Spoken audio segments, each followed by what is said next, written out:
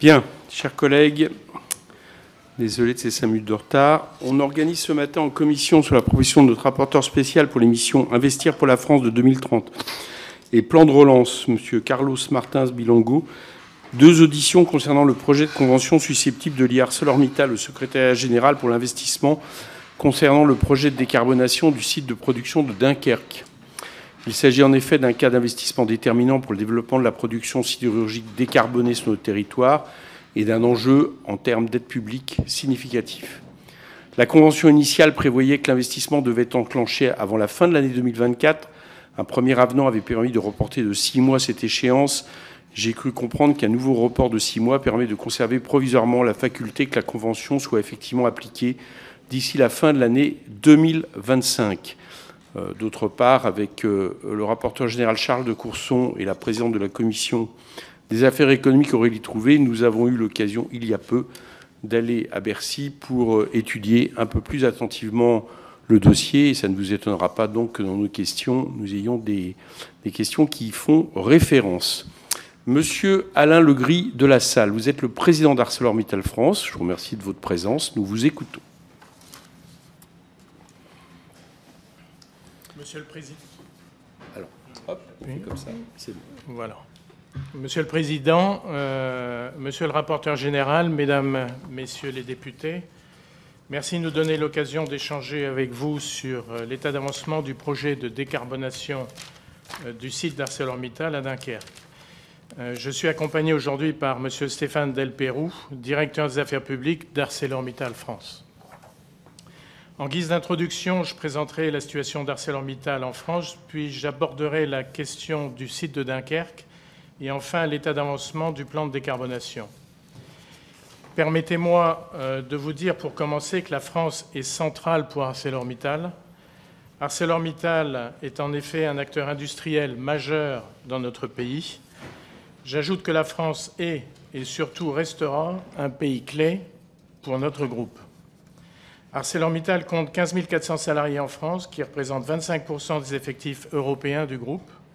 Nous avons une quarantaine de sites de production ou de transformation sur l'ensemble du territoire. Ces sites sont de tailles diverses, avec de très grands sites comme Dunkerque, Fos-sur-Mer ou Florange, mais aussi des sites plus réduits en termes d'effectifs. La France est aussi un pays de recherche et développement.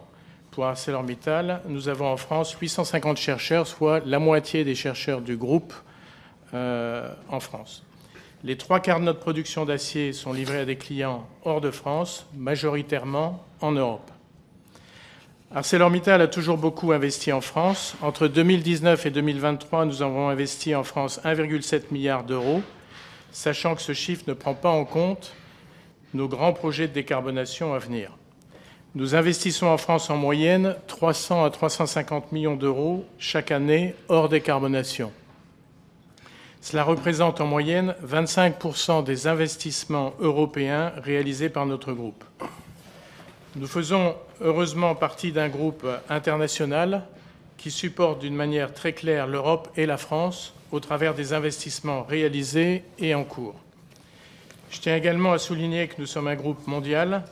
Nous investissons et nous produisons à proximité des marchés que nous livrons et souhaitons livrer. Les délocalisations dont l'on parle actuellement concernent seulement des fonctions support. Ces délocalisations sont nécessaires pour nous permettre de rester compétitifs.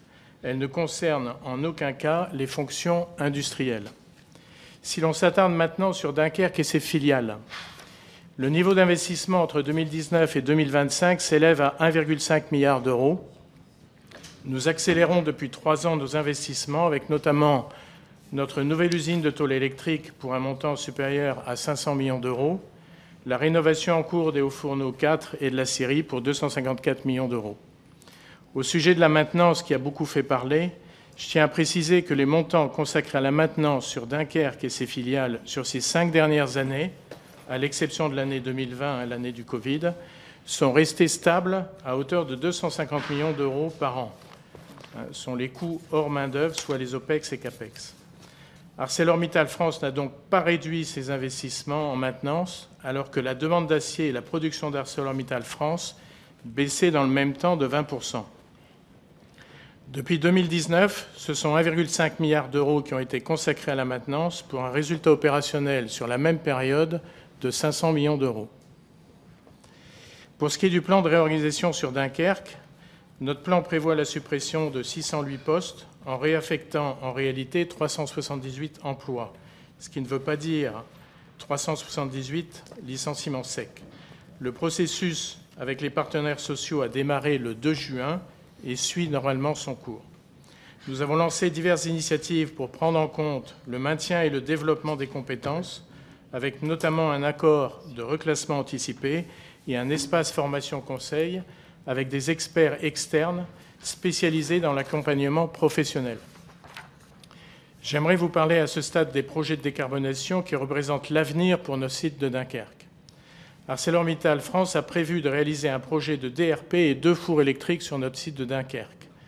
Pour faire simple, un haut fourneau fait la réduction et la fusion du minerai de fer, quand un DRP fait la réduction du minerai de fer d'un côté, tandis que le four électrique s'occupe de la fusion. L'ADEME et ArcelorMittal ont signé conjointement une convention de financement le 14 janvier 2024, l'ADEME apportant un soutien à hauteur de 850 millions d'euros. La convention avait une échéance au 30 novembre 2024.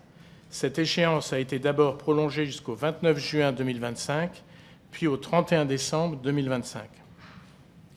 Le projet a été différé, tout comme tous nos autres projets en Europe, du fait du manque de visibilité en matière de concurrence internationale et du manque de protection contre les importations en Europe, en particulier avec le retard pris par le mécanisme d'ajustement carbone aux frontières. ArcelorMittal n'a pour l'instant reçu aucun euro des 850 millions d'euros prévus pour le premier versement de l'aide, sachant que l'aide est conditionnée à la mise en œuvre effective du projet de décarbonation. Sur le projet en lui-même, une des conditions du contrat signé avec l'ADEME est la commande d'un DRP. Ce DRP doit être alimenté à terme par de l'hydrogène vert ou bas carbone. Lors du démarrage du DRP, le gaz naturel pourra être utilisé, mais une des clauses du contrat prévoit expressément que de l'hydrogène doit être injecté dès lors qu'il sera disponible. 2 facteurs mettent à risque le modèle du DRP sur Dunkerque. Le coût du gaz naturel. Le projet a été étudié avant le début de la guerre en Ukraine et la forte augmentation des prix du gaz naturel qui en a résulté. La volatilité et le manque de visibilité sur le coût du gaz mettent à risque ce modèle.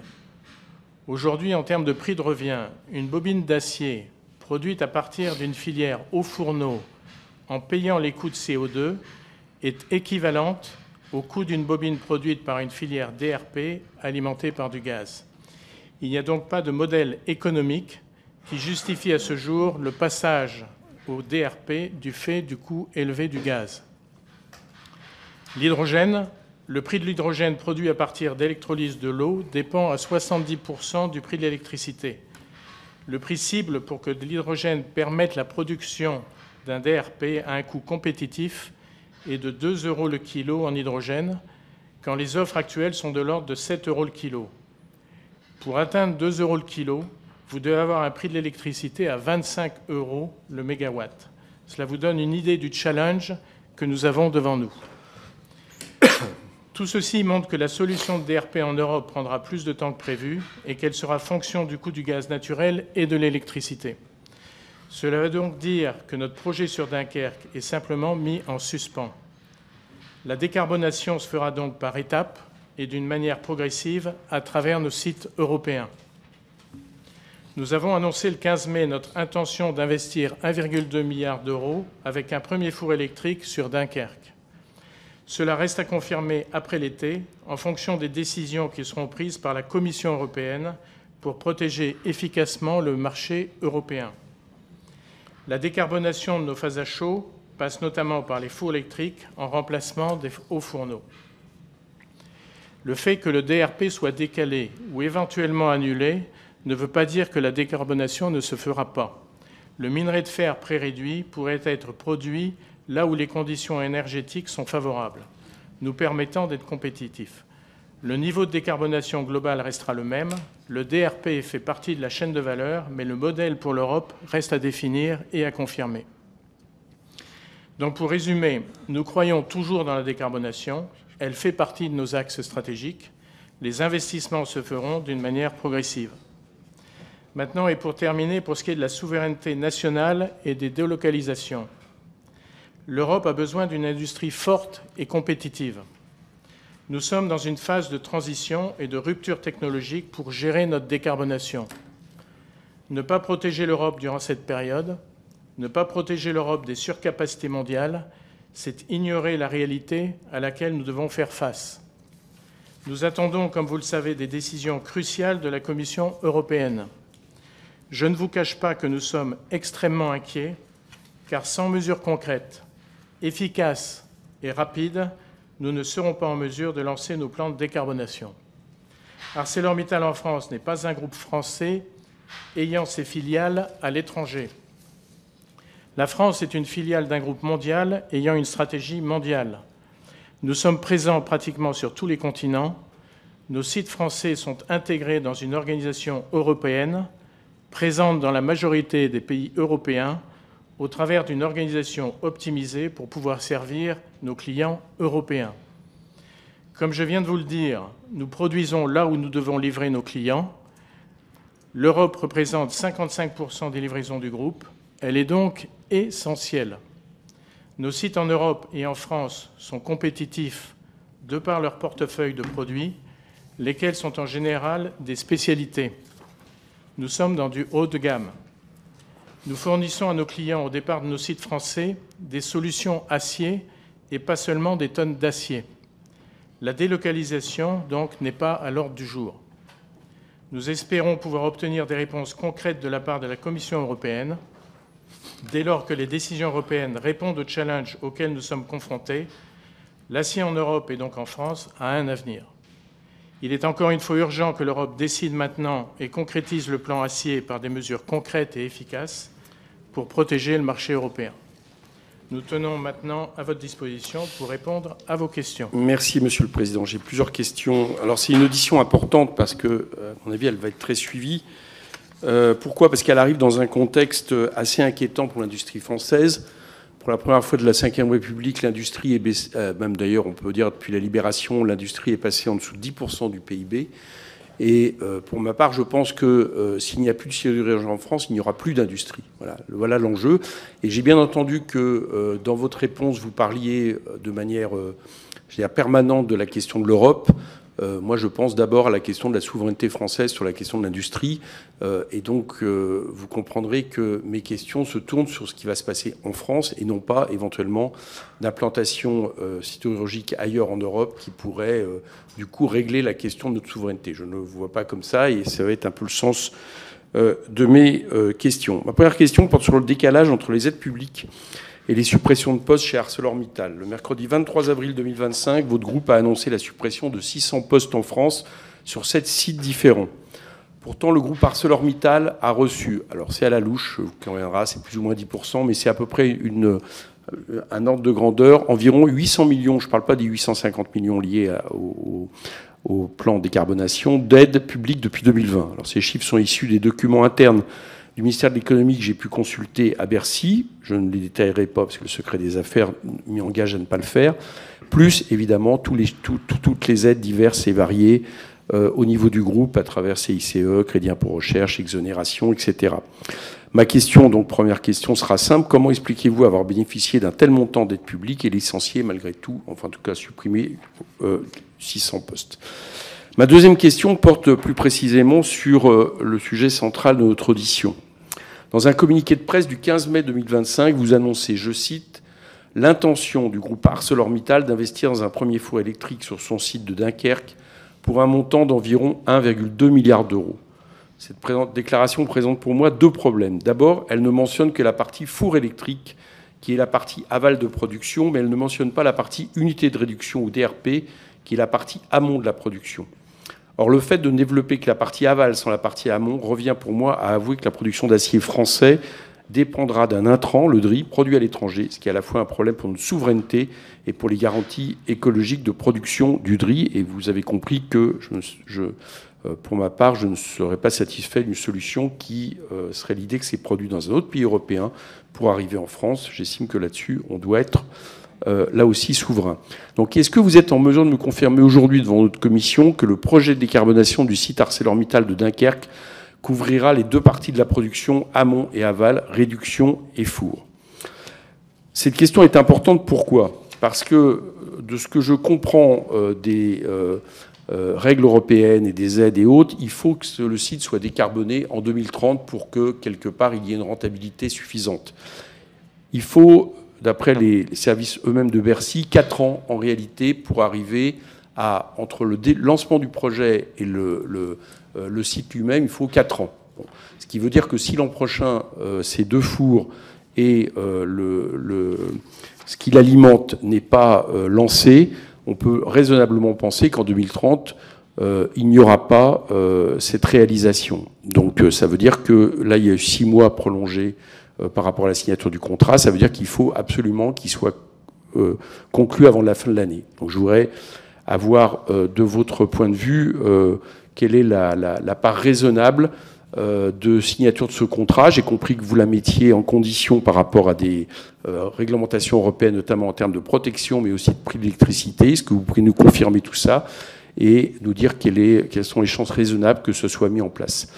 Ensuite, le communiqué de presse ne mentionne qu'un seul four électrique et non 2 comme prévu initialement. Je note également que le coût mentionné, soit 1,2 milliard d'euros, paraît très élevé, étant donné que le montant initial pour 2 fours était de 1,8 milliard d'euros. Pouvez-vous du coup nous confirmer que non seulement le projet est bien de mettre en service 2 fours, mais pourquoi il y a une telle différence de montant entre 1,2 pour un four et 1,8 pour le montant initial du plan de décarbonation, à moins que vous estimiez que ce montant initial n'est plus aujourd'hui d'actualité, c'est qui aurait évidemment des incidences sur le contrat. D'autre part, vous dites que la question n'est pas de délocaliser, mais est-ce que vous pourriez nous décrire pour le groupe international Mittal quels sont aujourd'hui les projets d'implantation sidérurgique en Europe et ailleurs qu'en Europe dans les années à venir? Enfin, ma troisième question, et ce sera la dernière, porte sur la décarbonation par l'hydrogène. Ce processus de décarbonation est au centre du projet pour ArcelorMittal à Dunkerque. Or, dans une analyse rendue le 5 juin 2025, la Cour des comptes tire des conclusions instructives. Selon elle, la stratégie nationale hydrogène poursuit, je cite, des objectifs irréalistes.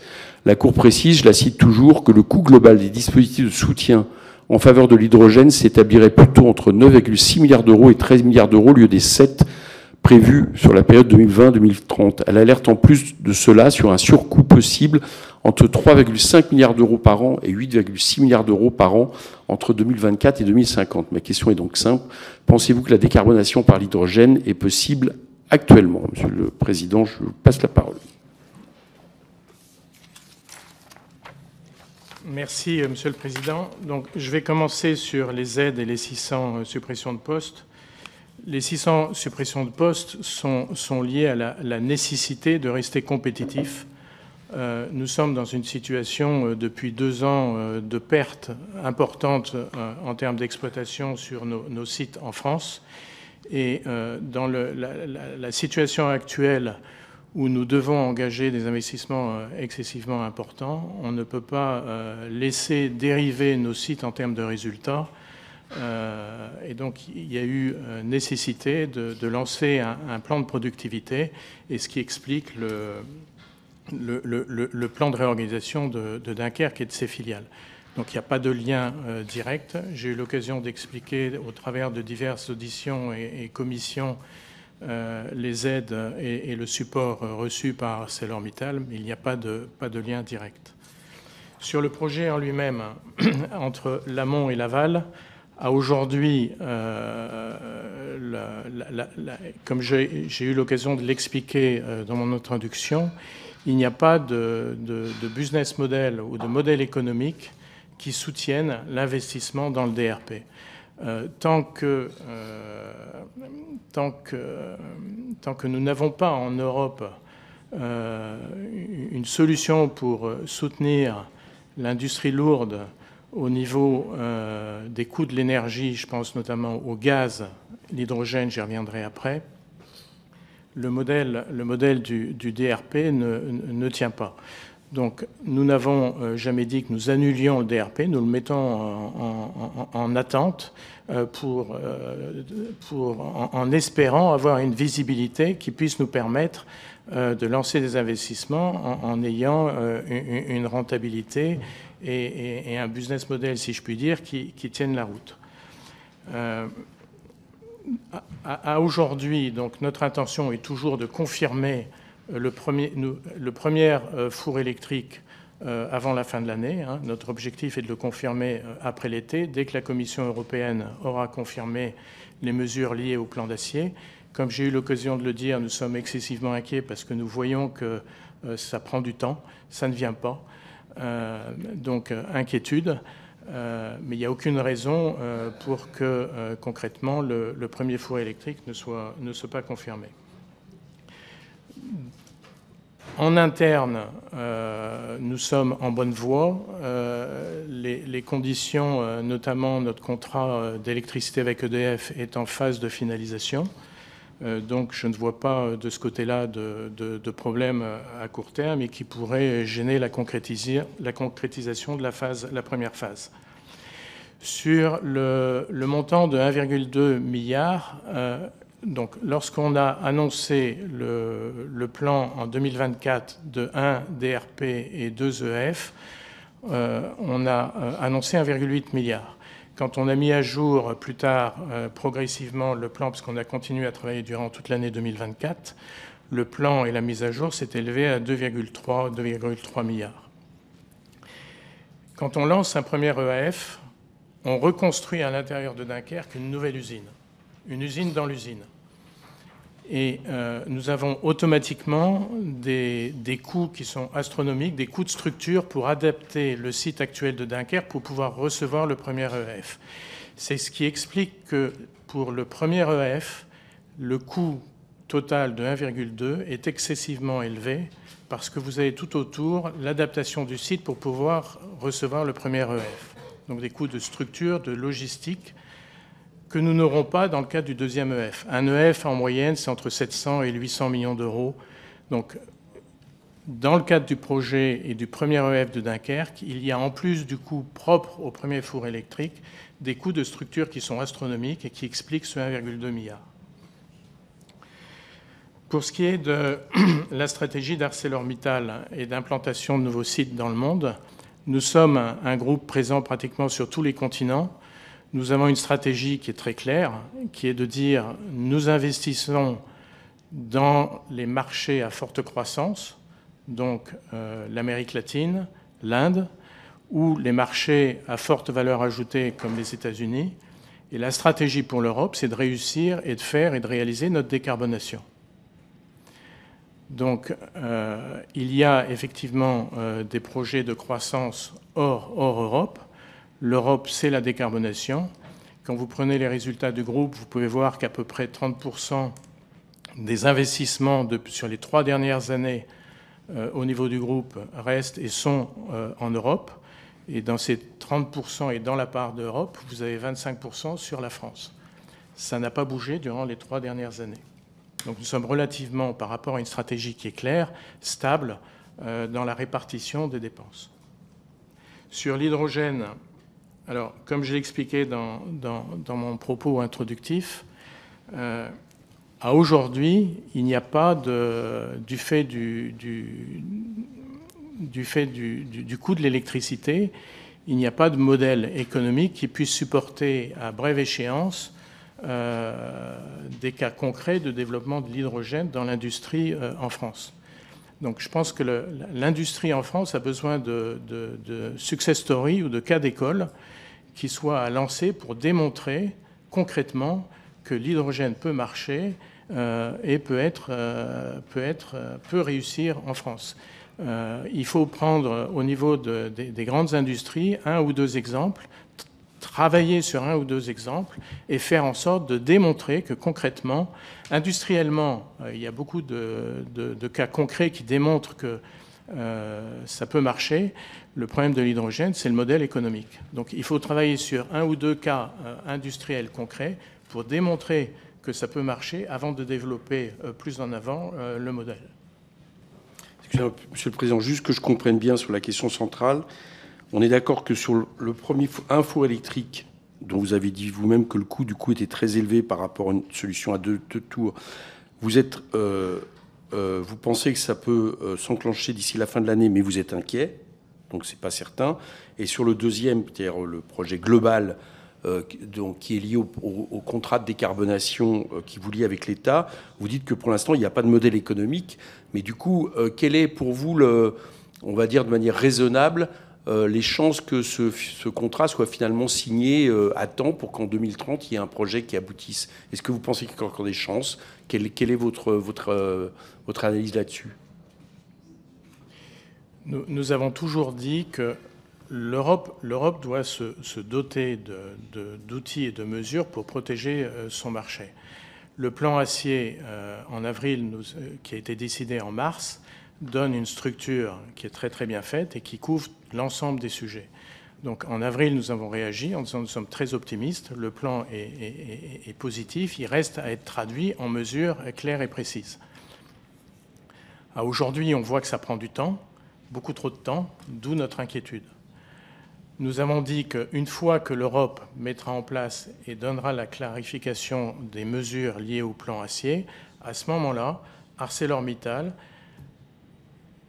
clarifiera sa stratégie de décarbonation en Europe. Et quand on prend Dunkerque, indépendamment du premier four électrique, on confirmera à ce moment-là le deuxième four électrique en donnant de la vision.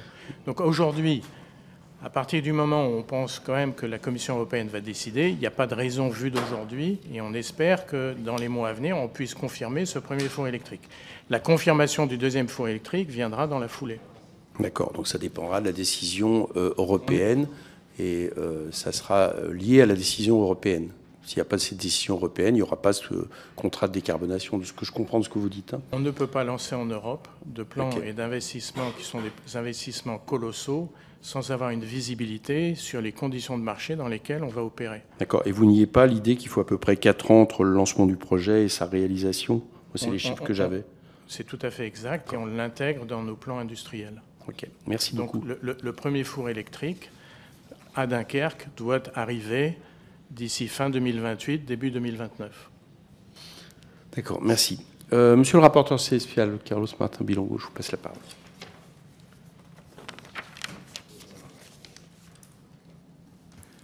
Merci beaucoup, Monsieur le Président, Monsieur le Grill de la Salle. Merci d'être présent dans notre commission des finances.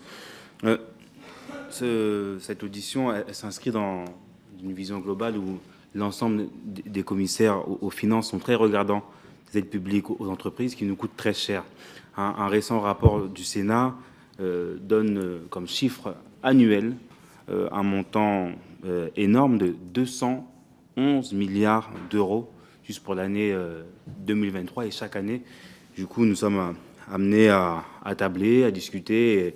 Le projet loi de finances 2025, nous avons mis des AE, autorisations d'engagement, liées à France 2030, avec un budget autour de 5 milliards concernant la décarbonation. Et comme vous le savez, sur le site de Dunkerque, donc c'est 850 millions qui sont mis en AE, qui n'ont pas encore été décaissés, aucune somme n'a été allouée, mais ça a été budgétisé et débattu en commission des finances. Vous avez répondu à quelques questions sur les deux AF, le premier AF que vous avez évoqué dans votre communiqué de presse. Ce qui m'interroge, c'est que aujourd'hui, vous l'avez dit plus ou moins, que ça va être dans les endroits où c'est favorable, sans expliquer si c'est en Europe ou autre, par rapport au DRP au niveau du gaz naturel. Parce que le prix du gaz naturel, je ne pense pas qu'il va diminuer. Et la condition de la subvention qui a été prorogée est valable uniquement, et vraiment, il faut que chaque commissaire ici présent le comprenne, c'est qu'il faut absolument qu'il y ait le DRP Et le DRP est conditionné, vous le savez, d'abord par une transition vers l'hydrogène vert. Mais avant l'hydrogène vert, d'abord, c'est le gaz naturel qui coûte très cher. Et vous l'avez dit sans le dire, il n'y aura pas de possibilité, du coup, d'aller au bout de cette convention. Je ne sais pas, moi, si d'ici 6 mois, le coût du gaz aura diminué. Mais j'aimerais savoir si vous avez tablé sur une autre solution pour la décarbonation. Vous savez que nous sommes pris par les délais d'ici à 2030. Et quelle sera la situation des salariés du site?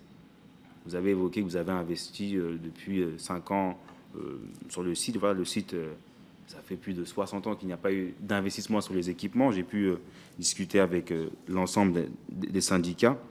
Et j'aimerais savoir où en sont vos discussions sur le plan d'enseignement avec les syndicats sur place. Et est-ce que vous avez entrepris des formations liées au changement des modes de production qui sont prévus par ArcelorMittal, parce que le changement avec les 2 AF et éventuellement le DRP amène aussi un mode de fonctionnement différent, un savoir-faire différent.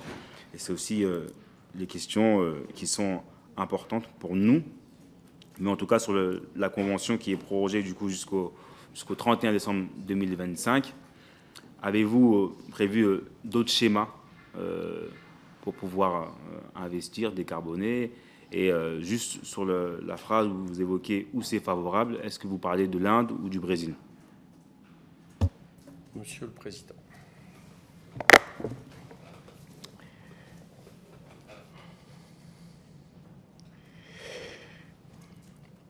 Il y a 2 cas de figure. Soit au niveau du gaz, on a une visibilité d'ici la fin de l'année, il y a un modèle économique qui émerge au niveau du coût du gaz. Et là, le modèle DRP-EAF tient la route. Soit ce n'est pas le cas, et c'est la deuxième option que l'on intègre actuellement, et on travaille sur le lancement pour pouvoir nous décarboner du premier EF, le deuxième EF venant par la suite. Encore une fois, en termes de décarbonation, la clé, c'est de faire les fours électriques.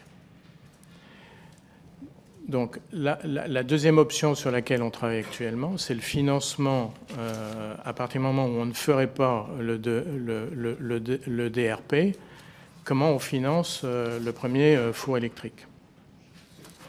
Parce que dans ce cas de figure, la subvention ou l'aide de l'ADEME ne tient plus. Donc on travaille actuellement, je ne peux pas rentrer trop dans le détail, on travaille actuellement dans le deuxième cas de figure, qui est de dire le financement d'un four électrique, il ne peut pas y avoir d'aide d'État, très clairement. Et donc, le financement, quel peut être le modèle? Et le modèle sur lequel on travaille est une aide ou un support au travers des White Certificates ou des C2E, des certificats d'économie d'énergie, au travers des fournisseurs d'énergie. Donc, ça prend du temps. On travaille sur cette option également. Donc, il y a deux cas de figure. Mais qui sont liés à des modèles économiques sur lesquels on travaille. Donc, soit on fait le DRP et le four électrique, soit on ne fait pas le DRP, on met en attente, et on lance, parce qu'on est pris par la contrainte de temps, qu'on ne peut pas éviter, le premier four électrique, sachant que le deuxième four électrique devra suivre ultérieurement. Il faut bien comprendre que chaque année, plus on avance, plus le coût de CO2 augmente, et plus également nos droits de CO2 baissent. Donc l'impact du coût de CO2 dans nos coûts est astronomique. Je vous donne un exemple. Quand vous prenez un site comme Fos-sur-Mer, en 2026, l'impact du coût additionnel du CO2, puisqu'on paye chaque année pour pouvoir produire, le coût additionnel en 2026 par rapport à 2025, c'est 100 millions d'euros. Plus vous avancez, plus ça augmente. Donc la décarbonation, il faut la faire. Après, sur votre question, qui est une question très très importante, à partir du moment où vous lancez le premier EF à Dunkerque, c'est tout l'écosystème autour de Dunkerque qui démarre. C'est-à-dire, vous créez des centaines de créations de jobs, d'emplois, parce que quand vous investissez pour construire un four électrique, c'est quelque chose de gigantesque. Donc, durant les 3-4 années à venir, pour le premier EF, vous avez des créations d'emplois. Derrière, vous entraînez la boule, si je puis dire, parce que vous avez le deuxième EF qui vient. Et derrière, on a un problème qui est critique, c'est le problème des compétences. Quand vous avez un four électrique, ce n'est pas comme vous avez un haut fourneau. Et ces compétences, on ne les a pas aujourd'hui. Et donc, dans les 3-4 années à venir, on va devoir travailler avec nos partenaires sociaux pour préparer les compétences, pour être sûr qu'on ait les bonnes compétences en place pour gérer les nouvelles technologies avec lesquelles on travaillera demain. Et ça, ce n'est pas que le problème d'ArcelorMittal. Hein, si on prend Dunkerque, c'est un problème général de toute la région nord pour faire en sorte, et c'est le même problème à Fos, hein, pour faire en sorte que régionalement, on ait les compétences qui soient disponibles. Et donc, c'est du travail de longue haleine sur lesquels on doit travailler avec les élus locaux pour préparer le terrain et être sûr qu'on a assez de compétences localement par rapport à ces challenges qu'on a devant nous. Donc, c'est un sujet qu'on a identifié, sur lequel on commence à travailler. On a l'expérience au sein d'ArcelorMittal dans d'autres régions où nous avons des fours électriques, où on sait le type de profil, le type de compétences dont on a besoin pour gérer des fours électriques. Donc on est vraiment dans des cas de rupture technologique qui ont derrière et qui auront derrière des conséquences sur lesquelles on doit travailler pour être sûr qu'en termes de compétences, on ait les ressources qu'il faut. Mais le point, je pense, qui est très important, c'est qu'à partir du moment où vous avez une décision de lancer le premier four électrique, vous avez un appel d'air et vous avez autour du projet tout un écosystème qui se crée et qui crée de l'emploi. Parce qu'on ne crée pas une simple petite usine, c'est énorme. Quand vous visitez Dunkerque, c'est une ville dans une ville, c'est énorme.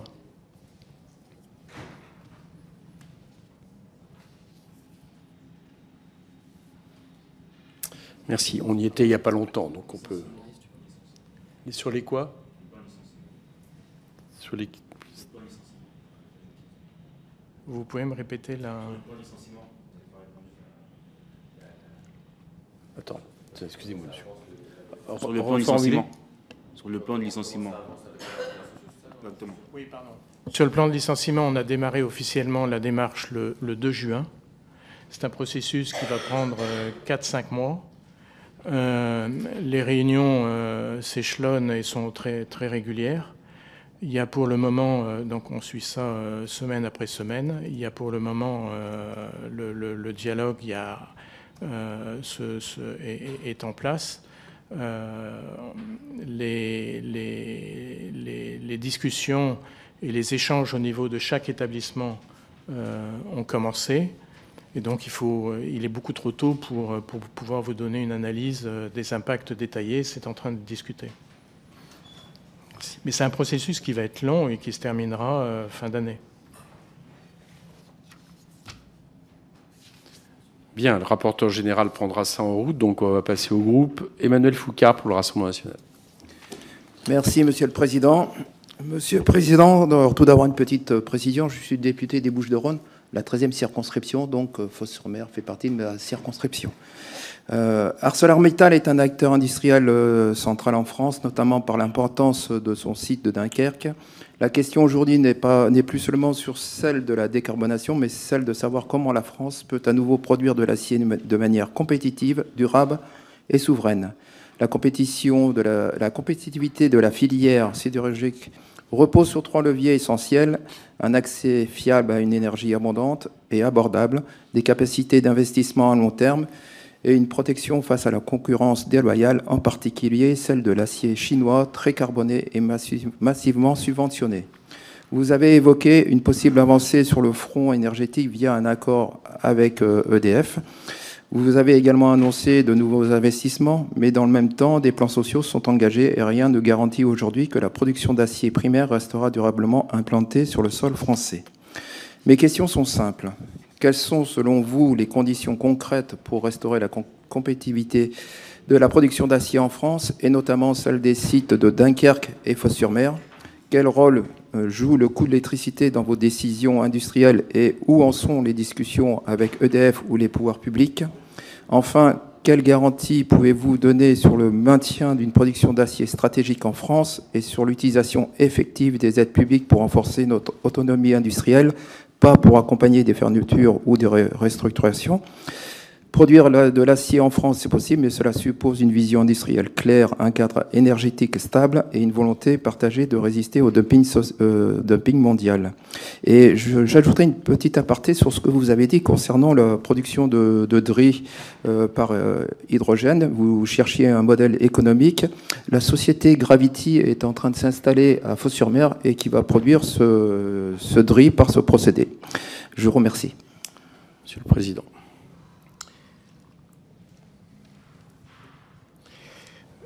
Merci, monsieur le député. Donc, sur les conditions pour restaurer la compétitivité des sites, le point essentiel, c'est la protection de l'Europe par rapport aux surcapacités mondiales. C'est un phénomène structurel et non pas conjoncturel. C'est un phénomène qui va rester, qui va perdurer. Et on ne réalise pas l'impact et le potentiel de ces surcapacités. L'acier voyage. C'est comme si ces 600 millions de tonnes de surcapacité étaient à la porte, et elles sont à la porte de l'Europe. C'est un phénomène destructeur. Vous prenez Fos-sur-Mer. L'année dernière, le pourcentage des importations, en moyenne, 27 à 30%. Il est toujours aujourd'hui de 25%, il va remonter à 27-30% d'ici la fin de l'année, puisqu'il n'y a pas eu de décision de la Commission européenne. Quand on dit 30% d'importation, ce qu'il faut bien comprendre, c'est que l'impact en Nord Europe, Belgique, Allemagne, 15%. L'impact des importations sur l'Italie, 40%. L'impact des importations en Espagne, 50%. Un site comme Fos-sur-Mer en prend plein la tête. Il est hyper exposé aux importations. Donc, on a des sites en Europe qui sont des sites compétitifs parce qu'ils produisent des spécialités. Ils ont un product mix, comme on dit, qui est très élevé.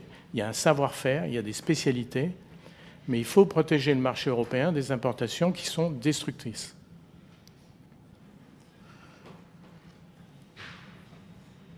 Le rôle du coût de l'électricité, sur votre question, le sujet, c'est que d'ici la fin de l'année, l'ARENH s'arrête. Donc on doit avoir un nouveau contrat, un nouveau cadre pour avoir une visibilité sur nos coûts de l'énergie et les coûts de l'électricité. C'est pour ça que la finalisation du contrat CAPN avec EDF est clé. On a travaillé durant toute l'année 2024, on est prêt, on est en train de le finaliser. Et il n'y a pas à aujourd'hui de blocage spécifique qui ferait que d'ici la fin de l'année, on ne signe pas notre contrat avec EDF. Donc c'est en cours de finalisation. Donc ça ne fait pas partie des préoccupations majeures aujourd'hui pour nous par rapport aux sujets stratégiques tels que la décarbonation ou tels que le sujet de la Commission européenne pour confirmer le cadre général. Sur le DRI et Gravity, oui, nous avons des relations avec Gravity, bien évidemment. Le sujet, c'est le modèle économique. C'est-à-dire que techniquement, industriellement, on a la réponse. Par contre, sur le modèle économique, notamment du fait du coût du gaz, aujourd'hui, on est honnêtement dans l'expectative parce que d'après nos calculs, il n'y a toujours pas de modèle.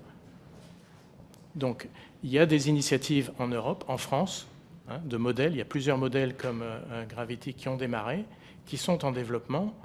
Mais derrière, quand vous prenez la réalité, que vous prenez le coût du gaz et notamment la volatilité du coût du gaz, vous avez cette question mark qui met à risque le modèle. Et la dernière question, c'est concernant la garantie du maintien de la production d'acier, notamment de l'amont en Europe. Le groupe a toujours été clair depuis un an en disant, et moi-même je suis intervenu auprès d'une commission en disant nos sites en Europe sont à risque.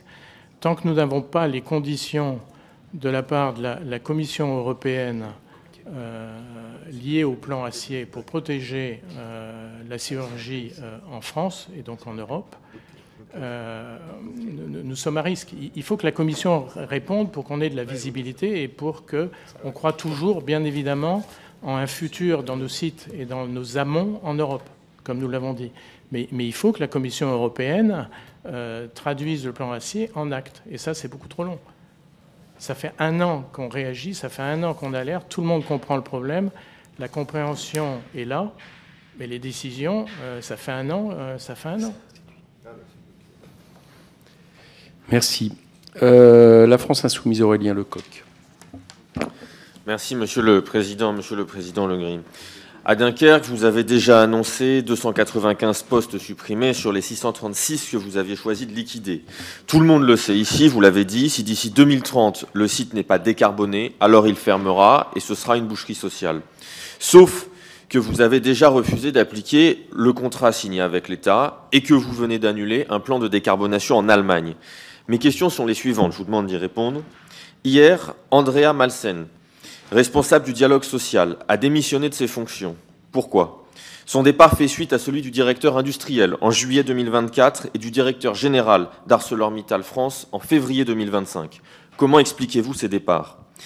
Des documents dont nous disposons indiquent que vous supprimez les postes travaillant sur la réalisation du projet à haute tension qui doit permettre de relier le site de Dunkerque à la centrale de Gravelines. Sans ce projet, la décarbonation n'aura pas lieu et le site fermera. Pouvez-vous confirmer ces informations ? Vous avez annoncé que le projet total se monterait à 2,3 milliards d'euros alors que le projet initial était chiffré à 1,8. Pouvez-vous réexpliquer comment on passe à un projet de 2,3 milliards et si chaque DRP, si chaque four coûte 800 millions d'euros, ce que vous avez indiqué, combien coûte un DRP et comment se décompose le coût de ces 2,3 milliards d'euros pour le projet global ? Vous auriez annoncé une capacité de production par four de 2 millions de tonnes. Pourtant, le four le plus performant au monde aujourd'hui est capable de produire seulement 800 000 tonnes par an. Comment l'expliquez-vous ? En dessous d'une production de 5 millions de tonnes, qui est l'objectif annoncé sur le site pour l'année prochaine, le site, me dit-on, ne serait pas rentable. Comment justifiez-vous d'annoncer un projet avec potentiellement un seul four, produisant au maximum 2 millions, mais peut-être de manière plus réelle 800 000 tonnes par an, qui ainsi risquerait de ne pas être rentable ? Monsieur Legris, envisagez-vous comme possibilité de fermer l'usine d'ArcelorMittal Dunkerque, oui ou non ? Je suis député du Nord et je vous le dis droit dans les yeux, nous ne vous laisserons pas détruire les familles, les emplois et l'industrie dans le Nord pour enrichir la famille Mittal. Je termine. À Dunkerque, 3200 personnes travaillent chez ArcelorMittal, 15 000 emplois en dépendent, une famille sur 5. Nous ne vous laisserons pas les détruire alors que vous avez touché 300 millions d'euros d'argent public en 2023 et 1,5 milliard de l'Europe. S'il le faut, nous ferons du métal sans Mittal. Merci. Monsieur le Président. Monsieur le Président.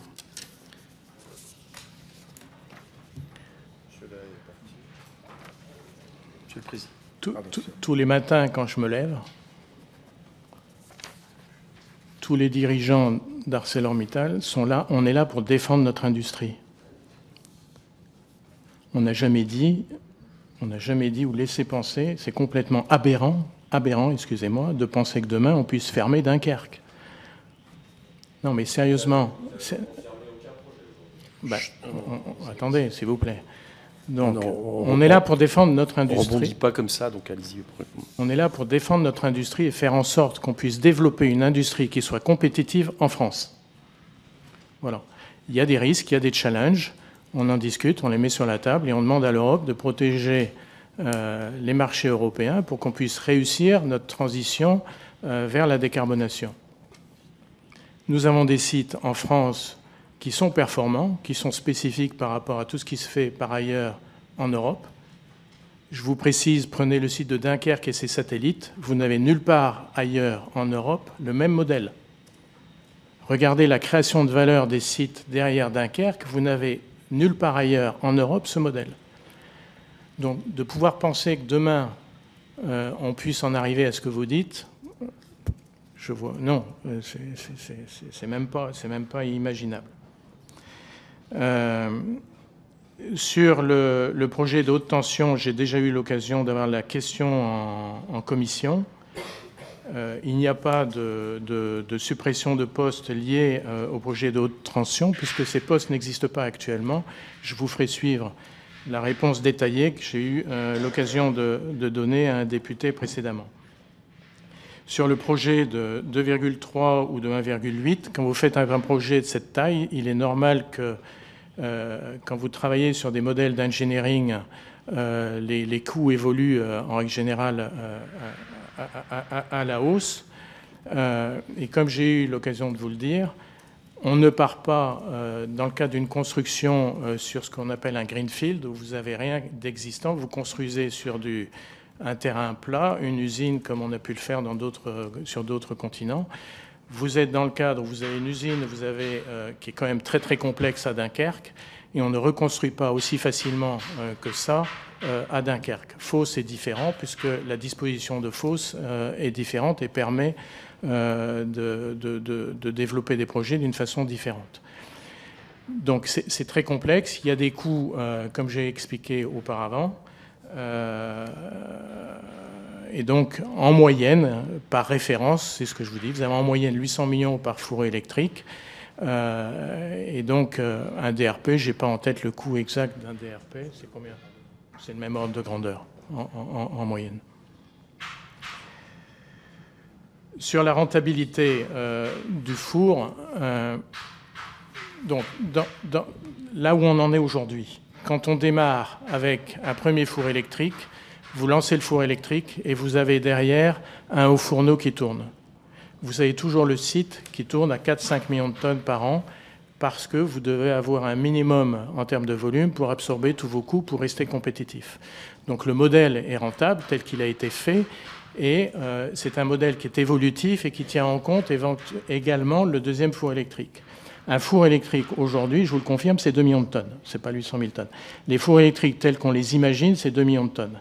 Les fours électriques tels qu'on les fait, on a 28 fours électriques dans le groupe ArcelorMittal dans le monde.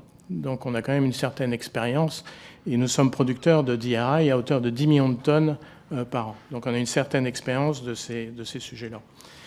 Donc le modèle économique et la rentabilité, elle est connue, elle est faite de telle manière que quand on fait quelque chose qui est évolutif, à partir du moment où on a nos fours électriques et nos fourneaux, dans le temps, on développe la stratégie.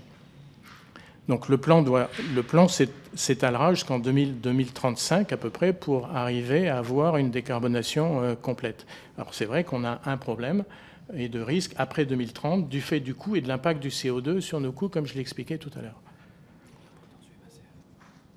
Bon, après, c'est la protection du MACF qui est clé pour protéger l'Europe, pour être sûr que les importations soient soumises aux mêmes règles, plus ou moins, que celles que l'on a en Europe. Voilà, je pense que j'ai... Et sur les départs, je ne vais pas commenter sur les départs, je dirais ça arrive dans toute entreprise qu'il y ait des départs, mais il n'y a pas de raison derrière les départs qui soient liés à un non-partage de la stratégie d'ArcelorMittal, du tout. On va rester dans le Nord. Je vais passer la parole à Julien Gauquel, à qui je souhaite la bienvenue dans cette commission. Merci, Monsieur le Président, pour ce message. Bonjour, Monsieur le Président Legris de la Salle, chers collègues. Je tiens d'abord à rappeler à quel point le projet de décarbonation du site ArcelorMittal de Dunkerque est d'une importance capitale pour le député du Nord et le député de Dunkerque que je suis, pour l'ensemble du territoire, évidemment, pour la filière acier non seulement française, mais aussi européenne.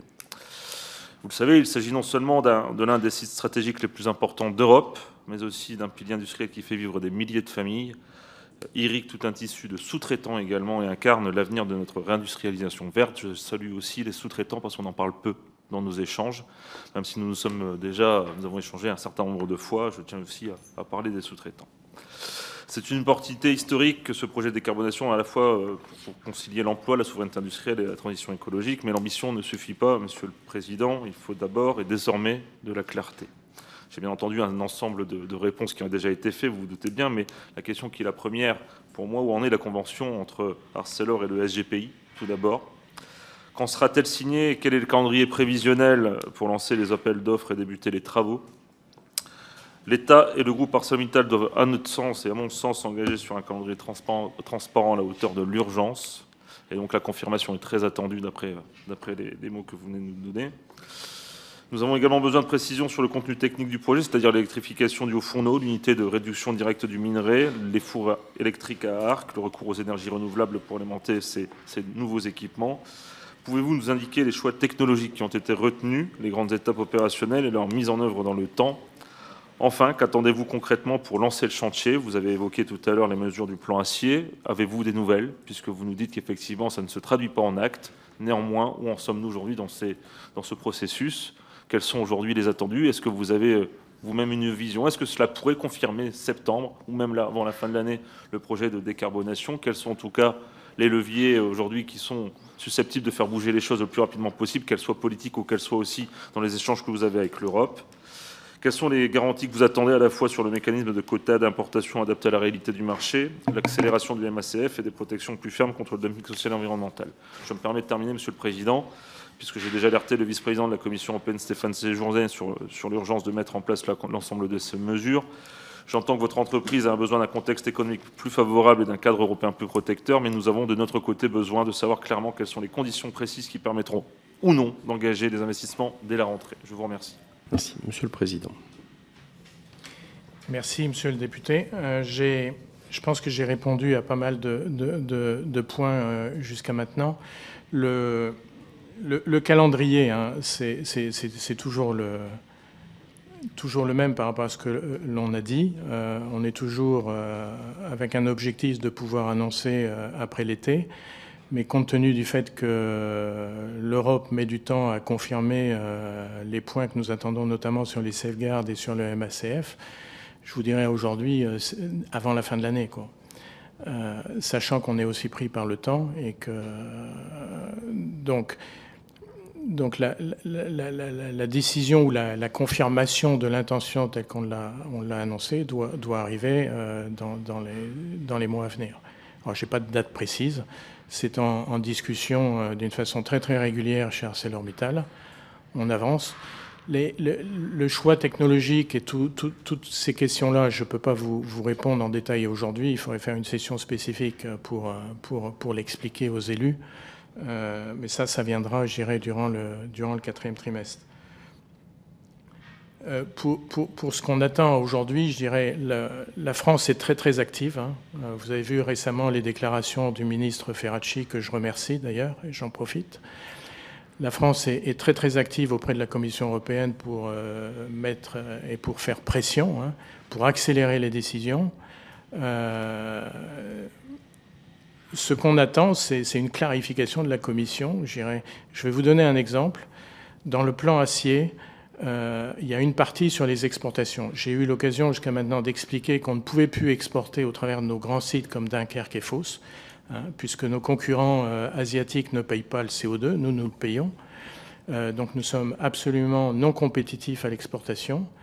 Il est prévu dans le cadre du plan d'acier d'avoir une règle concernant des exemptions pour donner de l'air et faire en sorte que les sidérurgistes européens ne puissent pas payer les droits de CO2 lorsqu'ils exportent. Donc, cette règle devait être communiquée en juin. Elle est reportée, c'est reporté. Ça fait 1 an qu'on est soumis à des importations, à un niveau d'importation qui est destructeur. Nous sommes complètement laminés par les importations avec des effets qui sont complètement destructeurs. Eh bien, prendre une décision pour limiter et revoir les quotas, ça fait 1 an qu'on alerte la Commission, et bien on n'a toujours pas de décision. Et ça, c'est un élément clé qui est essentiel pour nous et sur lequel on avait bon espoir que la Commission européenne déciderait d'ici la fin du 2e trimestre ou début juillet. On est le 8 juillet, il n'y a toujours pas de décision. Voilà. Donc il faut continuer à pousser, il faut continuer à sensibiliser et faire en sorte que la Commission européenne décide. Et nous avons toujours dit que dès que la Commission européenne nous donnera la clarification sur les points qui sont pour nous essentiels, ce n'est pas du marchandage, c'est du bon sens. À ce moment-là, nous confirmerons et nous donnerons une visibilité au niveau européen sur nos plans d'investissement. Et le point positif, comme j'ai eu l'occasion de le dire dans une autre audition, c'est que au sein de l'Europe, ArcelorMittal a clairement dit la priorité ou pas la priorité. Nous commencerons et nous développerons le projet de Dunkerque. Parce que Dunkerque est un élément clé dans notre dispositif européen. C'est évident. Donc, je le prends personnellement d'une façon, je dirais, positive. Il n'y a pas lieu de dramatiser. Hein. Il y a des challenges. Je comprends bien les questions, mais nous restons positifs et il faut que ça se fasse. Oui. Tiens, Stéphane, tu veux rajouter ? Oui, je voudrais rajouter un commentaire. On parle de la Commission européenne. On parle de la Commission européenne, des États membres, mais c'est important aussi de comprendre que la décision sur les mesures de sauvegarde, à la fin de l'année, la Commission est censée remettre une proposition en septembre. Le Parlement européen sera également dans la boucle. Ce sera une décision en trilogue. Donc c'est important de mobiliser également les parlementaires européens français sur le sujet. Donc dès la rentrée, ils seront mobilisés. Il sera important que chacun d'entre nous, on les mobilise et qu'ils soient également dans la boucle sur ce sujet-là. C'est très important. Merci. Marie-Christine Dalloz pour la droite républicaine. Oui, merci, Monsieur le Président. Monsieur le Président Legris de la Salle, je voudrais déjà resituer le débat dans un contexte général. Vous avez parlé de la concurrence internationale qui impacte directement votre activité, mais le marché de la sidérurgie aujourd'hui, si on regarde un petit peu les grands enjeux en termes de pourcentage, l'industrie automobile, c'est 19%. Sauf que sur le marché européen, l'industrie automobile est en perte de vitesse aujourd'hui par rapport à nos concurrents asiatiques notamment. Sur la construction, je crois que ça représente, vous allez me le confirmer, à peu près 35% de votre activité.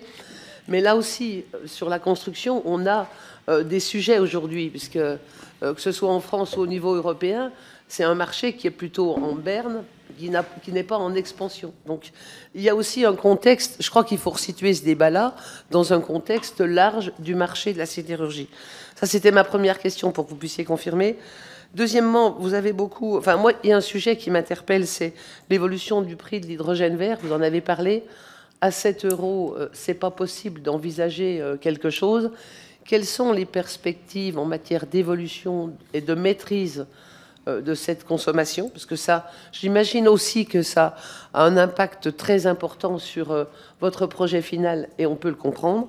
Et enfin, une troisième question concernant l'Europe toujours. Au-delà de la décision sur les quotas, moi, je constate aujourd'hui que, par exemple, dans le cadre du SGPI avec la France, vous allez avoir un accompagnement sur la décarbonation, ce qui est l'enjeu des investissements d'avenir.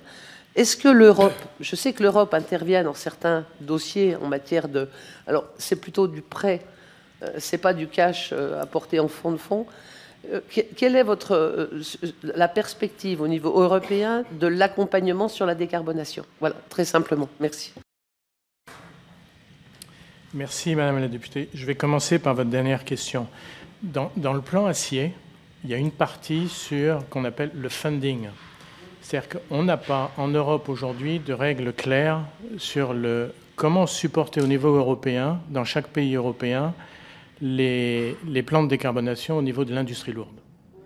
Et ça, c'est un élément clé sur lequel l'Europe doit clarifier et donner aux États membres des règles précises. Et nous sommes un groupe européen, nous sommes présents dans tous les pays européens avec les mêmes questions de décarbonation et on voit bien que pays par pays, vous avez des grandes différences. Donc il faut que l'Europe se dote d'un outil et réponde très clairement sur ce sujet-là. Ça fait partie du plan, c'est une des 6 ou 7 parties du plan acier. Sur l'auto, la construction, nous sommes là parce que nous avons des clients. C'est aussi simple que ça. Quand le marché baisse, on souffre. Ce qui est nouveau aujourd'hui, c'est que nous avons des changements structurels et non plus conjoncturels. L'automobile baisse du fait de changements structurels, du fait de l'électrification. En France, il y a à peu près 20 ans, on produisait plus de 3 500 000 véhicules. On en produit moins de 2 millions. On a divisé par plus de 2 la production d'automobiles en France.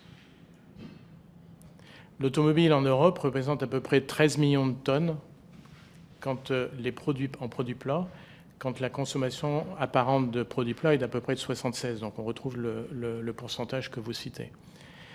La construction tourne au ralenti, automatiquement on est impacté. Donc un des points essentiels, c'est de retrouver de la demande. On est inquiet aujourd'hui parce que depuis maintenant plusieurs années, structurellement, la demande baisse année après année après année. Et on ne voit aucun arrêt. Encore une fois, cette année, baisse de la demande par rapport à 2024. C'est un mouvement... et il y a un moment où nous, industriels, on doit s'adapter, parce qu'on ne peut pas garder des outils industriels. Il faut changer les outils industriels. Donc le soutien au secteur de l'automobile et redynamiser le secteur de la construction sont des éléments clés. Il faut trouver les moyens de redynamiser le niveau de la demande en Europe, sachant que nous sommes indirectement, nous sommes derrière. Voilà. Sur l'hydrogène ou le coût de l'énergie, c'est tellement complexe.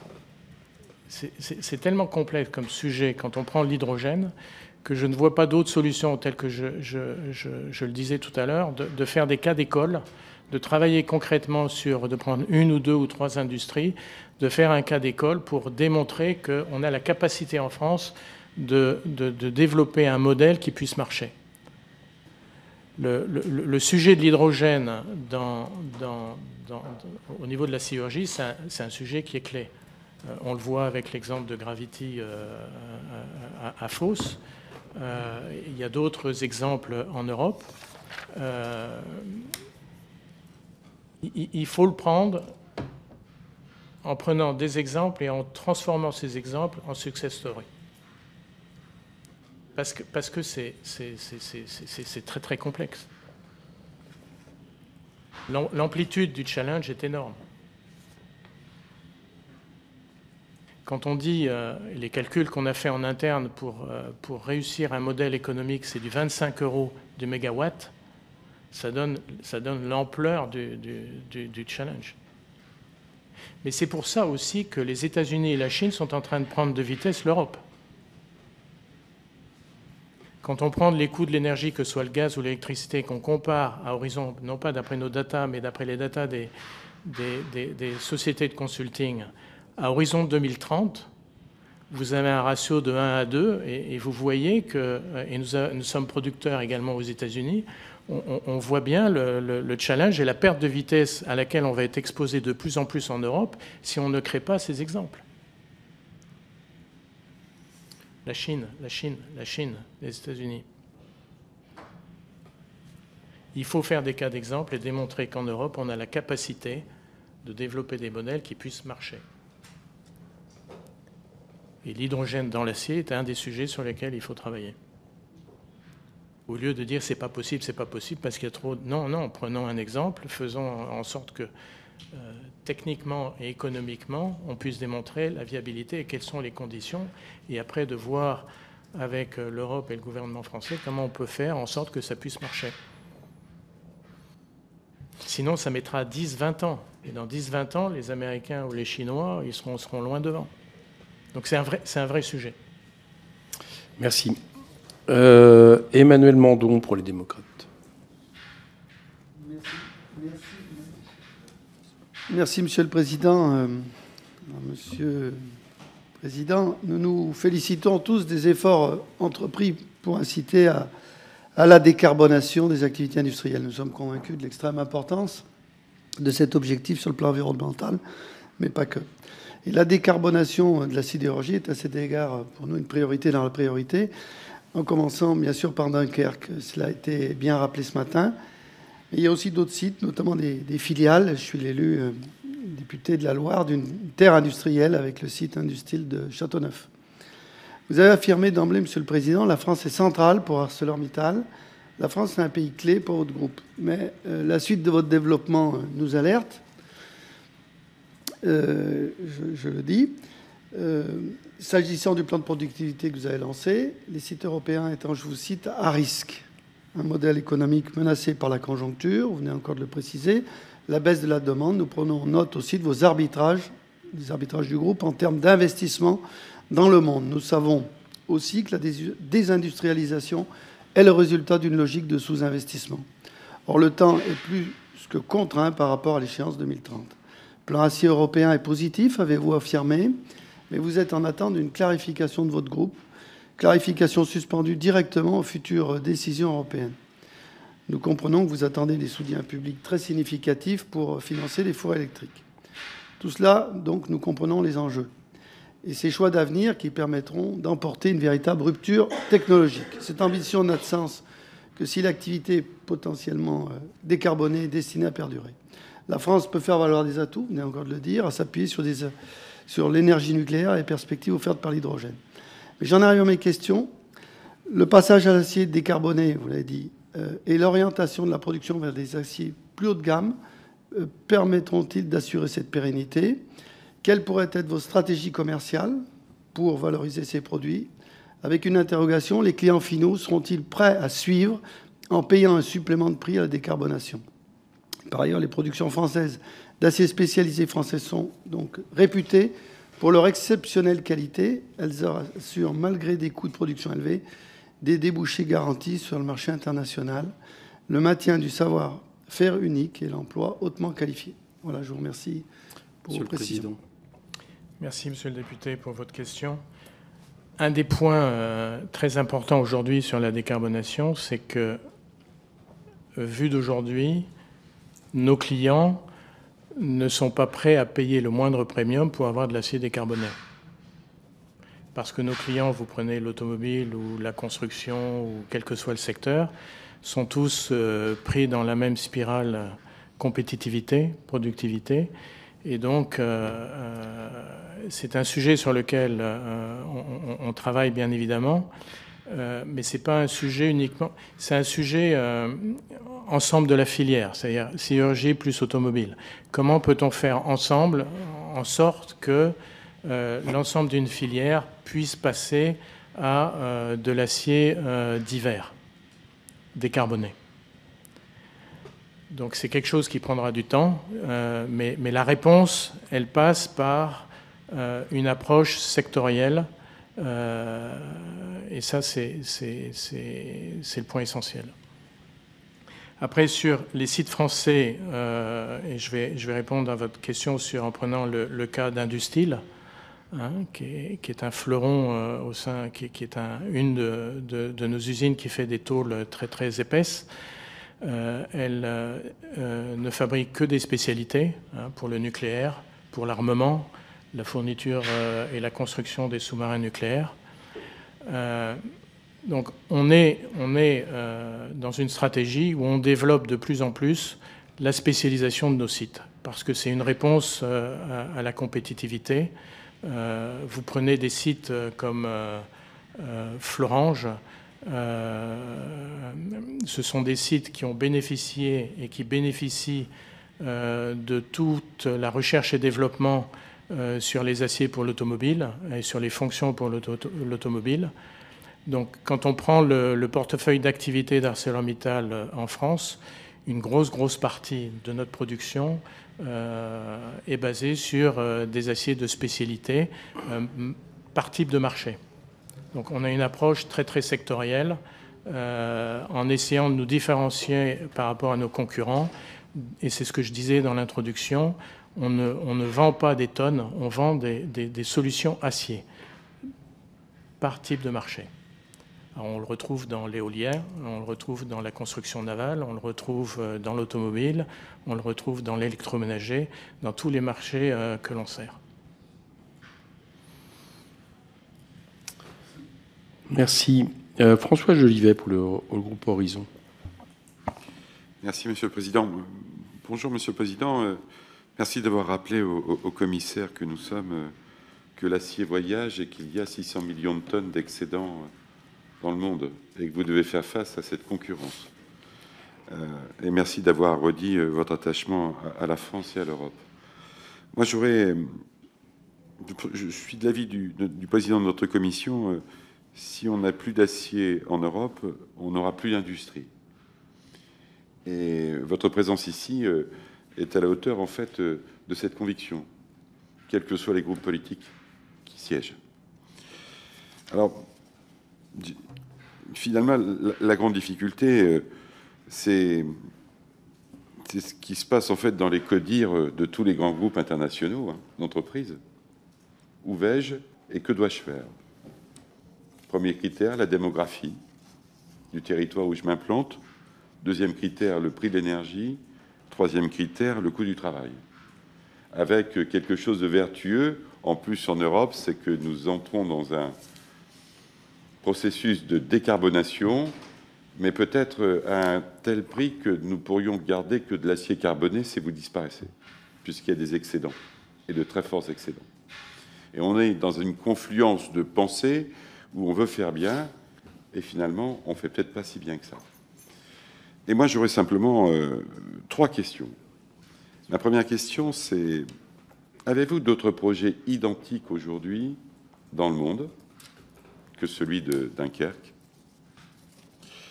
Avez-vous des concurrents qui aujourd'hui ont ces mêmes sujets de préoccupation ou qui agissent dans des territoires qui n'en ont pas du tout et dont la décarbonation n'est pas un sujet?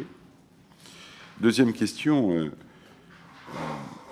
vous avez un peu répondu tout à l'heure en disant je ne suis pas sûr que toutes les filières souhaitent payer et surpayer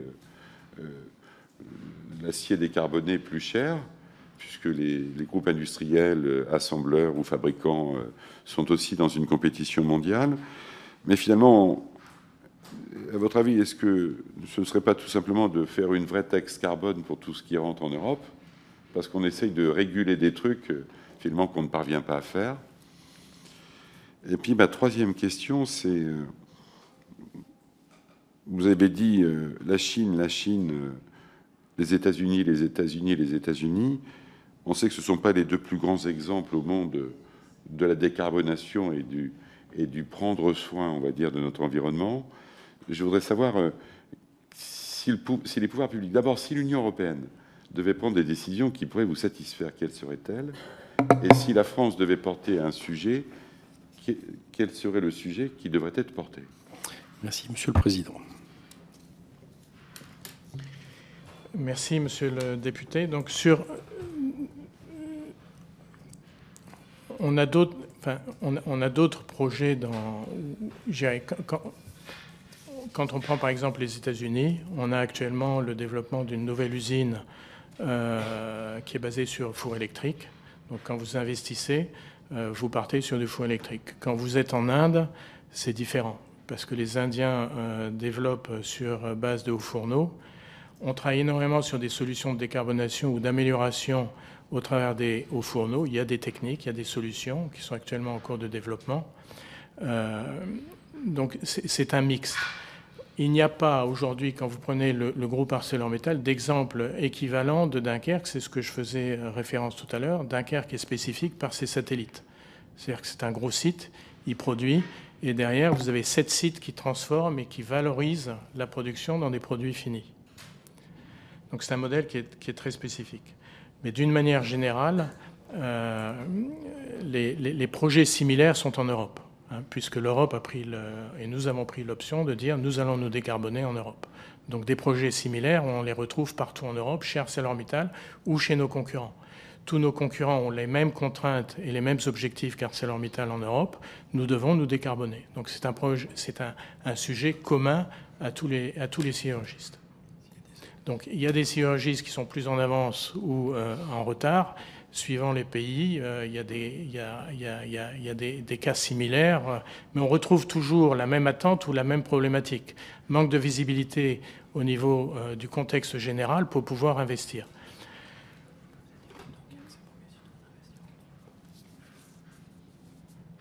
Après, sur nos attentes sur la taxe carbone et le MACF, ce qu'on demande au gouvernement, enfin à la Commission européenne, c'est d'avoir un MACF qui soit simple, qui soit concret et qui englobe également ce qu'on appelle les downstream, les autres produits, les produits de nos clients, et qui ne se limitent pas qu'à l'acier purement et simplement. C'est-à-dire que c'est une question de filière. Je vous donne un exemple. Le site qu'on est en train de construire à Dunkerque pour plus de 500 millions d'euros est une nouvelle usine qui va fabriquer des tôles dites électriques pour fabriquer des moteurs électriques pour les voitures. Donc, depuis qu'on a décidé de lancer la production de la construction du site, il y a eu deux phénomènes. Premier phénomène, les importations qui ont détruit complètement le marché des tôles électriques en termes de prix et de volume. Et deuxièmement, nos propres clients que l'on doit livrer en moteur électrique sont soumis au même phénomène qu'ArcelorMittal par des importations de moteurs d'Asie et notamment de Chine et de composants pour l'industrie automobile, et donc double peine. Mais on est tous dans le même problème. Le problème de l'acier, c'est le problème de l'industrie en Europe et de protéger l'industrie en Europe vis-à-vis des surcapacités mondiales. Et puis pour finir, nos attentes et nos besoins, je pense que ce que fait le gouvernement français, c'est très concret, c'est très positif, en maintenant la pression sur la Commission européenne. Il faut continuer et souligner l'urgence des décisions. Il n'est pas normal que lorsqu'on demande de limiter, je ne suis pas sur le MSF, je suis sur les limitations des importations, sur une question aussi simple quand même, pourquoi la Commission européenne ne décide pas de dire et de réviser les quotas d'importation pour protéger le marché européen. Cette année, nous sommes encore une fois, comme l'année 2024, complètement laminés, avec un marché complètement détruit en Europe du fait des importations et de la pression des importations. Et ça fait un an qu'on alerte et qu'on en parle. Voilà. Merci. On passe, ça tombe bien parce que c'est le groupe Lyot et comme Charles de Courson, rapporteur général, vient d'arriver pour poser ses questions.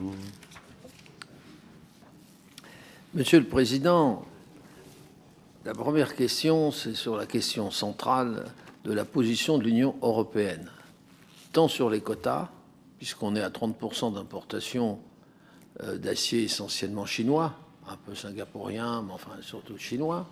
Vous demandiez les sidérurgistes européens qu'on réduise de 30 à 15.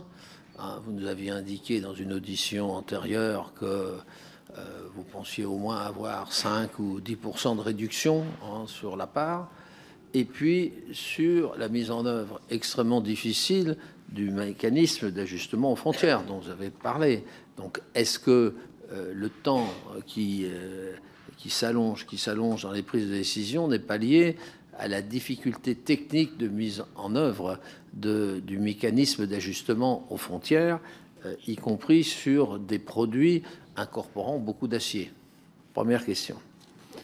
Deuxième question qui avait été évoquée lors de votre audition devant la commission de la production, c'est le problème que développer en Europe une énergie électrique est conditionné par le prix d'approvisionnement d'électricité. Alors, vous nous avez dit à l'époque que les discussions avec le précédent président d'EDF, comment dire, se passaient pas très bien, quoi. Le nouveau président, M.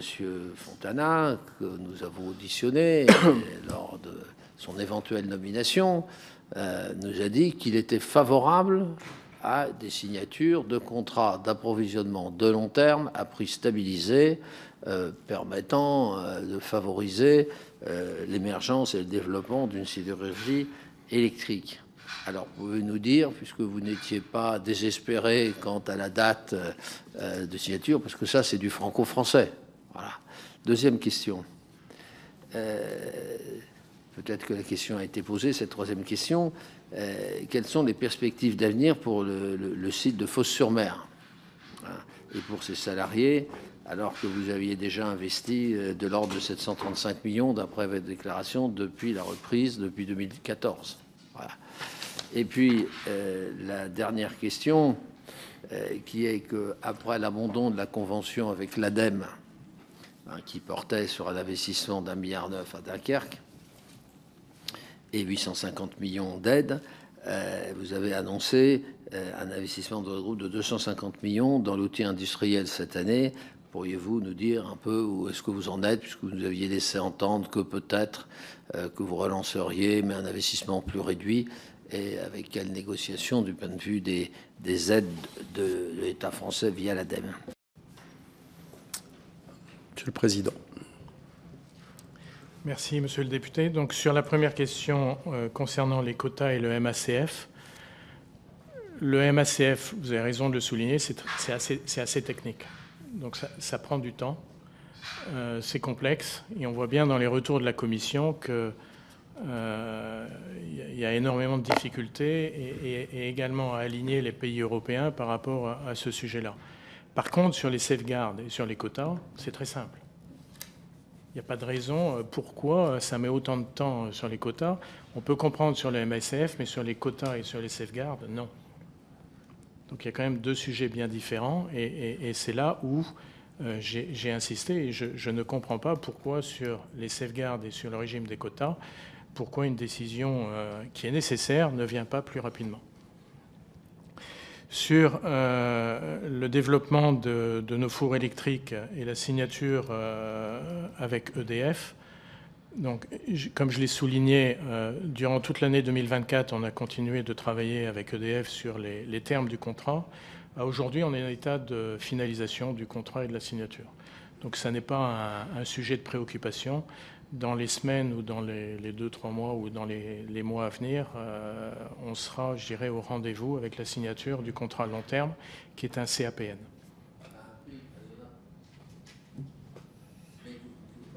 Que je ne peux pas développer. Après, sur Fos-sur-Mer, Fos-sur-Mer est dans le même cas de figure que tous les sites européens d'ArcelorMittal. Autant on est clair sur Dunkerque au travers de notre lettre d'intention, autant sur Fos, comme sur tous les autres sites en Europe, on a mis en attente nos décisions en indiquant que l'on clarifierait notre stratégie de développement de décarbonation de l'ensemble site par site une fois que la Commission européenne aura clarifié. Donc on peut estimer que d'ici la fin de l'année, le groupe ArcelorMittal clarifiera la situation et la position pour Fos-sur-Mer. Après, sur la convention de l'ADEME, l'échéance a été repoussée sur fin d'année. Donc là, nous travaillons actuellement pour voir comment nous pouvons financer, quel sera le modèle pour le premier four électrique, sachant que sur le premier four électrique, à partir du moment où on mettrait en stand-by, on n'utiliserait pas les 850 millions de l'ADEME, il n'y aurait pas d'aide d'État sur le four électrique et on passerait par ce que l'on appelle les C2E ou les White Certificates. C'est le modèle sur lequel on travaille actuellement. Mais il est beaucoup trop tôt pour clarifier quel sera le montant final.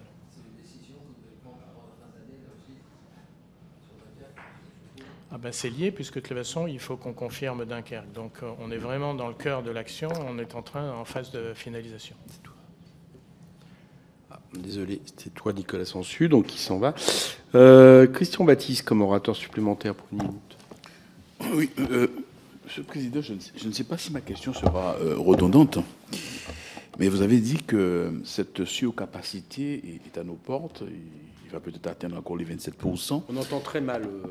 Oui, alors excusez-moi. Je dis, je ne sais pas si ma question sera redondante, mais vous avez expliqué que cette surcapacité, elle est structurelle et qu'elle pourrait même atteindre les 27% bientôt. Alors, ma question, c'est comment faire face à cette surcapacité, en tout cas, quelle compétitivité pour l'entreprise pour faire face à cette surcapacité qui est à nos portes.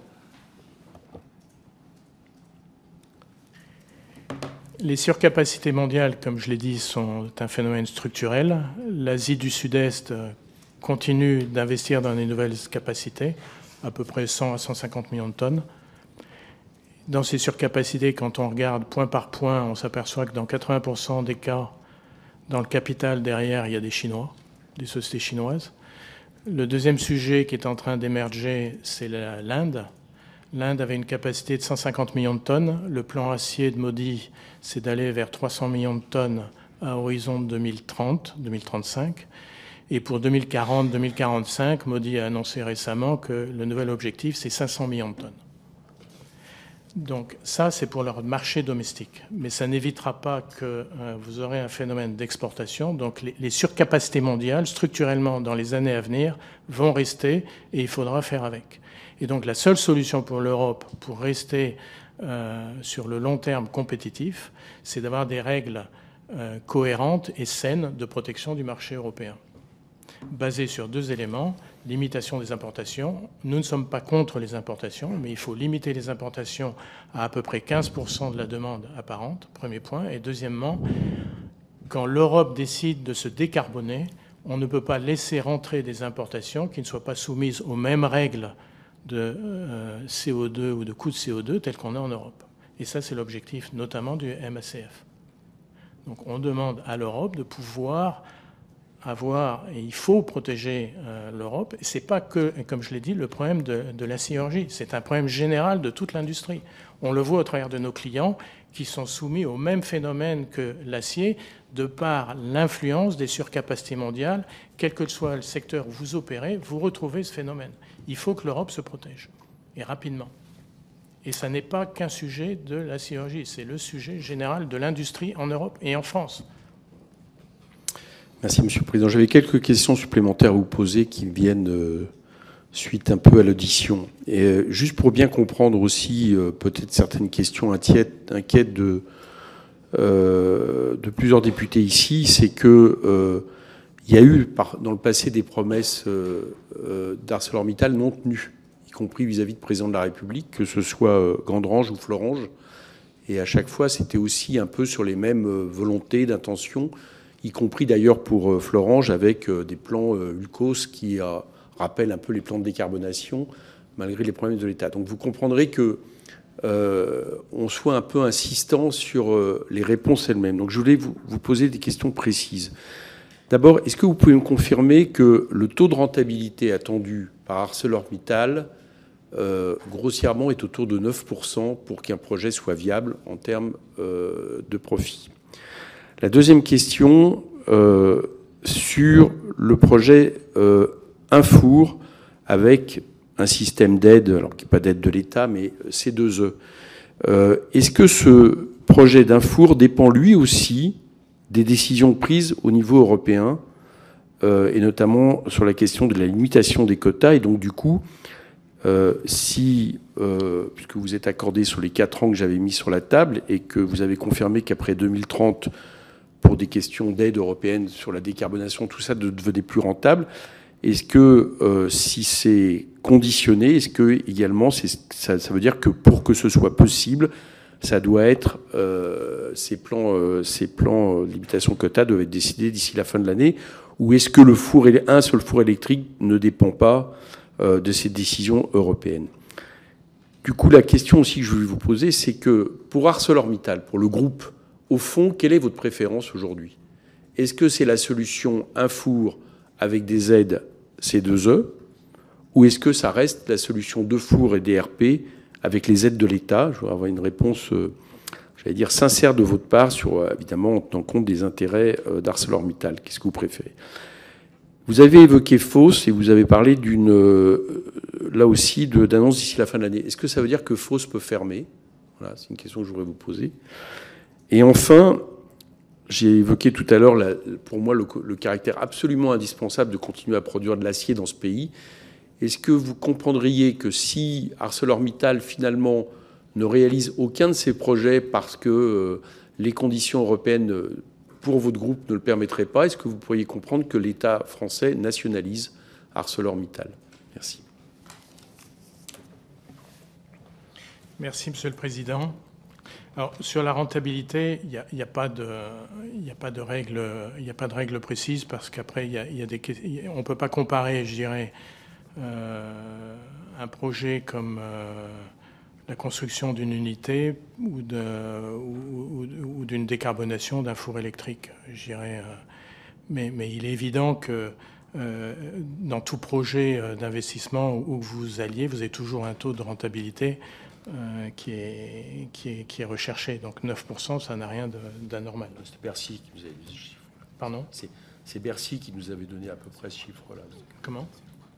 Oui. C'est pas normal. Après, sur la deuxième question qui est très simple, le four électrique dépend-il des décisions européennes? Pour le premier.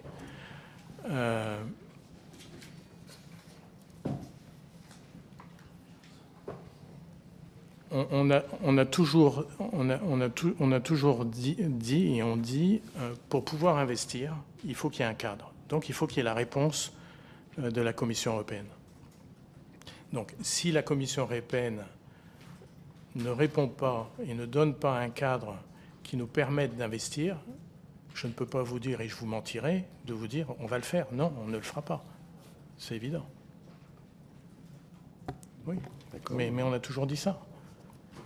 Mais après, on a dit aussi que nous sommes confiants et nous ne voyons pas pourquoi la Commission européenne ne décidera pas. Et donc c'est pour ça qu'on a dit, nous confirmons notre intention d'investir, on le fera progressivement et par étapes.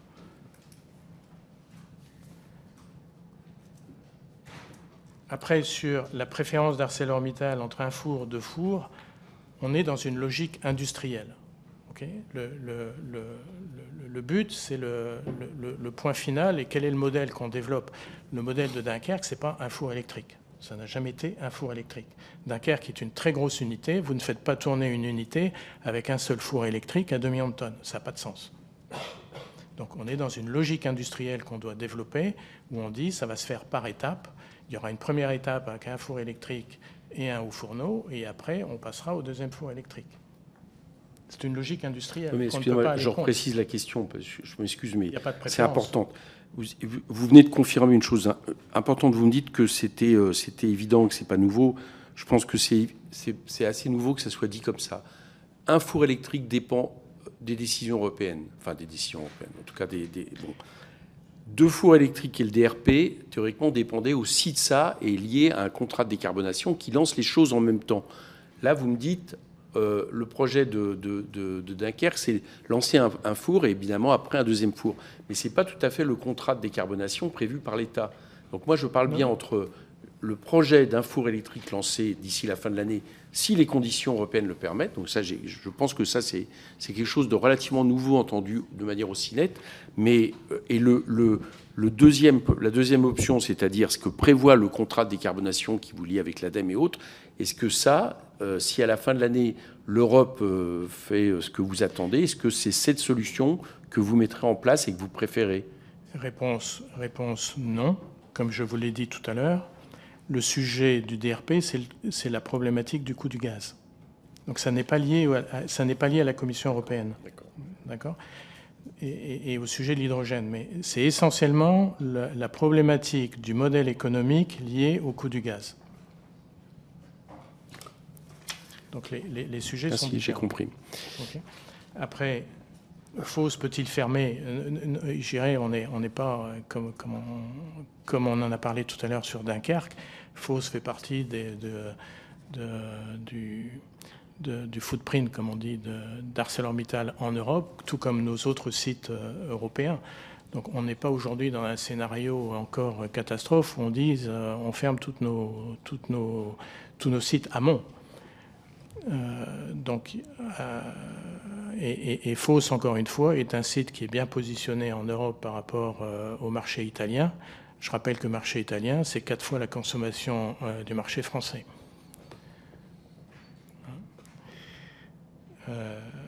Donc c'est pas, je dirais, c'est pas un sujet aujourd'hui qui doit venir à l'esprit, tout comme la question tout à l'heure qui m'a été posée sur Dunkerque.